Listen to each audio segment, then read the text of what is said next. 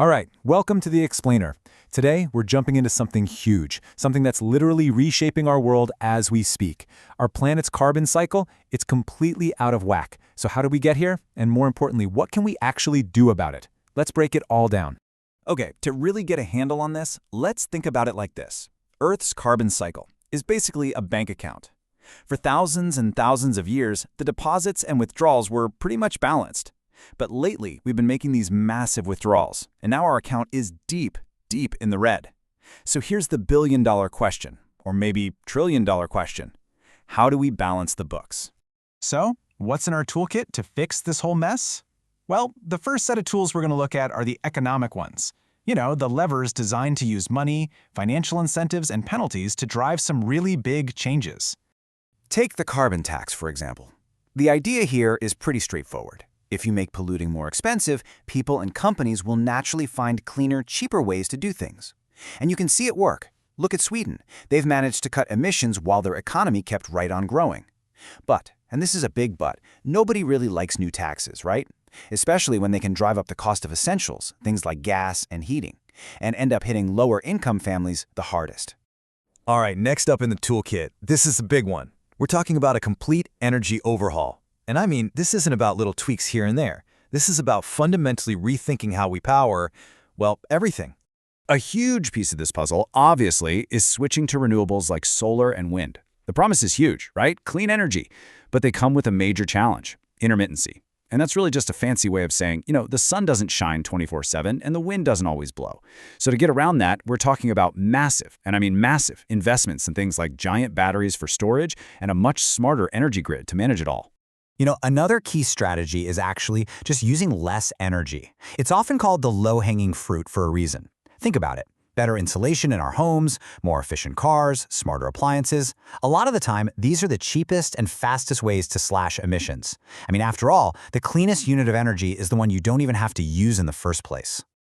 Okay, but here's where it gets really interesting. There's this fascinating twist called the rebound effect. So let's say you go out and buy a super fuel-efficient car. You're thinking, great, I'm saving money on gas. But because it's now cheaper to drive, you might decide, hey, let's take that long road trip we've been putting off. See what happened? That extra driving actually eats into the energy savings you thought you were getting.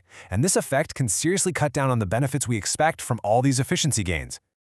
Okay, now we're going to preview it a little. We're moving into the realm of some really big, really bold, and sometimes pretty controversial ideas. We're talking about geoengineering, basically deliberately trying to engineer our planet's climate. So this table here does a great job breaking down the main options. First up, you've got afforestation. That's just planting a ton of trees. It's natural, we know how to do it, but man, is it slow, and it competes for land we need for things like farming. Then there's carbon capture technology.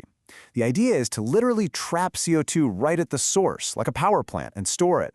It's super promising, but right now, it's incredibly expensive. And then you have the most radical idea of them all, solar radiation management. The goal here is to reflect sunlight back into space to cool the planet.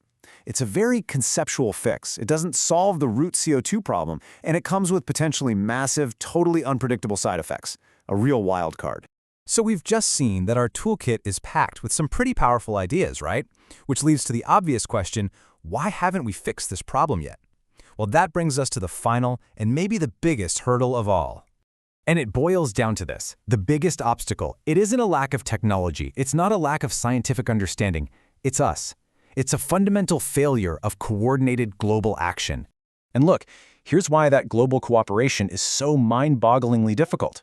I mean, how do you get almost 200 countries to agree on a single path forward?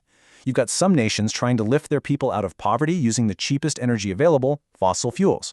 At the same time, you've got others pushing for a super fast transition away from them.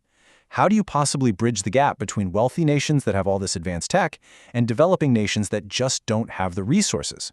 And maybe the biggest question of all, how do you make sure that the promises made at these big international summits actually turn into real action back home? These are the brutal, tough questions that have just tied things up in knots for decades. And that really brings us to the final, and honestly, the most important takeaway from all of this. There are no perfect, painless solutions here, not a single one. Every single option we've looked at, from a carbon tax to planting a forest to these wild geoengineering ideas, every one involves a series of really difficult trade-offs. We're talking economic, social, and environmental. So the real question this leaves us with isn't which solution is the best, it's which compromises are we as a global society actually willing to make?